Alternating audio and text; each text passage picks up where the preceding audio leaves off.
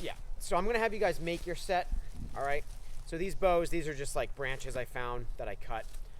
If there's a little branch on the end there, you don't even need to carve a notch. You can just tie your rope around there.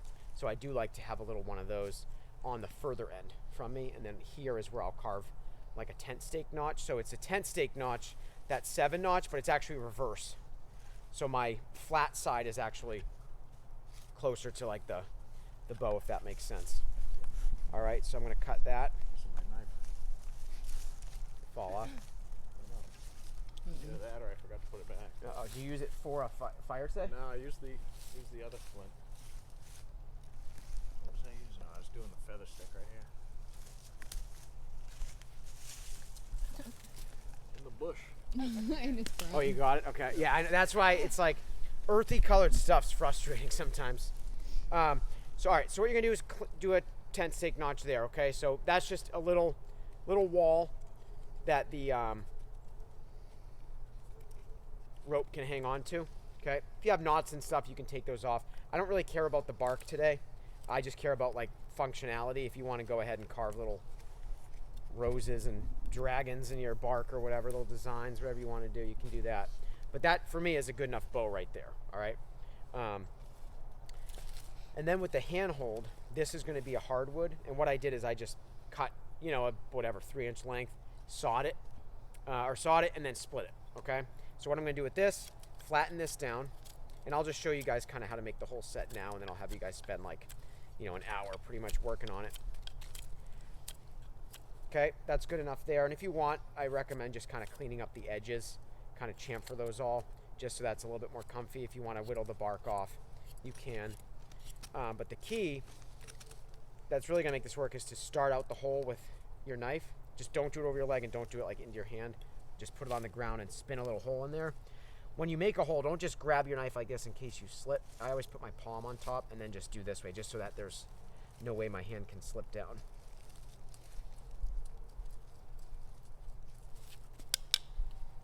And then what I do is go through here with my tip and scoop that out.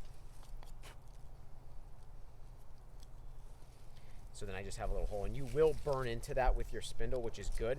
And then once you burn into it enough, then you lubricate it and it won't burn anymore, or at least for a while, and then you can re-lubricate. So that's that. So bow, handhold, done. So now what we're going to do is make spindles. So this wood is pine, and one way I like to make spindles, my favorite way I like to make spindles, is I baton the wood, and I get a triangular piece, and I carve a cylinder, and then sharpen it, just like the tent stake, right? So you can go ahead and split that. If I had a bigger knife, it's easier to get the blade going out.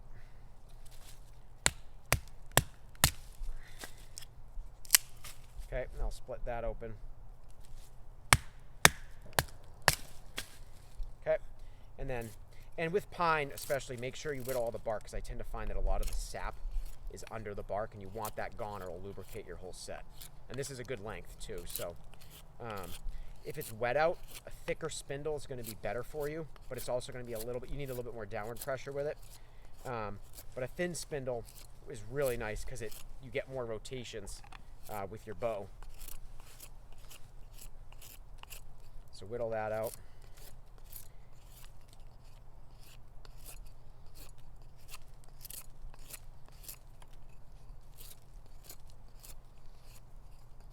And you really need this to be a perfect cylinder, so spend your time on this and really make sure that you're getting a good.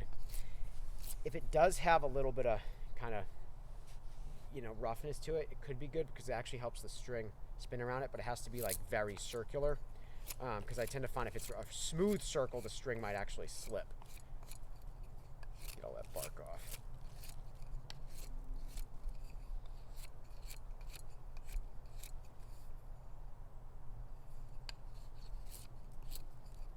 Sharpen the ends.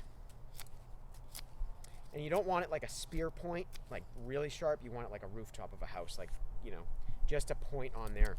Because if it's really sharp, it'll drill into that wood really fast.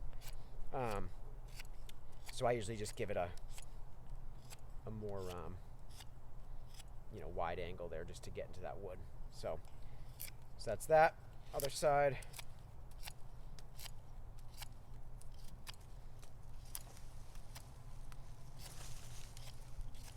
Okay, and then just clean it up a little bit.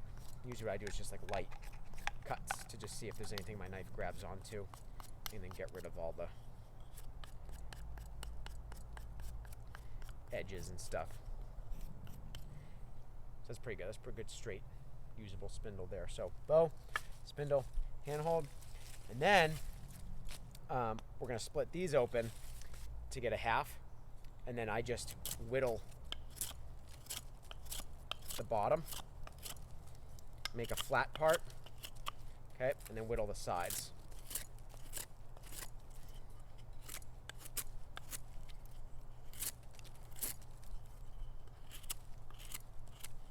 And that's your baseboard there. You can clean up the top a little bit, but that'll work perfectly fine. So that's that. So make a Bowdrill set in 5 minutes, really, once you get out and get the right materials. So that's that. So with the rope on the bow, I'll show you guys the knots, but what I do, I'll just take apart this rope, but I'll make a bowline loop on one end.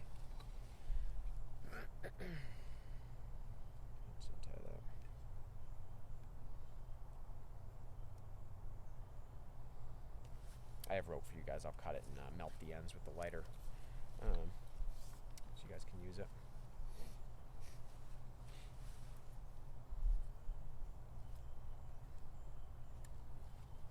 So I'll make a bowline loop on one end, and you can even just, if you do have that branch, if you did carve a little notch, you might have to tie it a little bit tighter, but the branch, that little, it can just loop over there. It can be loose, because when you have the spindle in there, it's going to be tight. So then what I usually do is I make it tight, and then I just give it a little bit of slack, then wrap my rope around. You could do it twice depending on the length of your cord.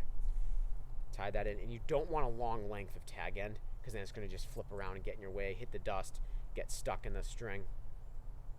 So I tie that on, get my spindle, and I always just test it out. There's really no like, oh, how tight should it be? You have to test it out, because depending on your spindle. So that's pretty good. So you take that, get your everything out of the way, get your baseboard, make a hole, okay,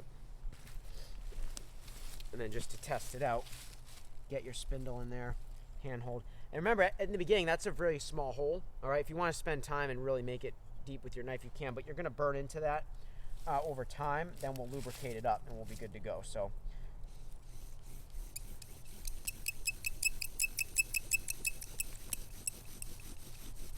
to me that works pretty good. So you can see, is the top burning right now?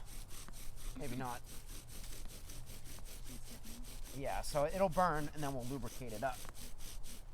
But once we lubricate it, just watch. See how that, but you want that to happen, so it might be a little bit harder in the beginning, which kind of sucks because it's it's harder for you in the beginning, but then it will get easier as you actually make your set. But you know, if I gave you guys like a whatever ball bearing spinny thing on, you know, it'd be great, but this is how you make a set. So that's a finished good Bowdrill set right there. And then the tinder, we can fluff up some jute, we can get some birch bark, fluff it up. Dry leaves work great, the beech leaves work fine, just need to be really powdered. I've actually even made tinder bundles out of my baseboard. I've shaved off like wood shavings from the bottom. I'll show you on a newer one. I shave off wood shavings, and those, as long as they're light, you can gather them up, and they work pretty good. So any questions on that? Good. Cool. So I'm here, and I will spend like an hour or whatever making them. So Emma's lucky because I don't have to make you one now. So, or you don't have to make your own.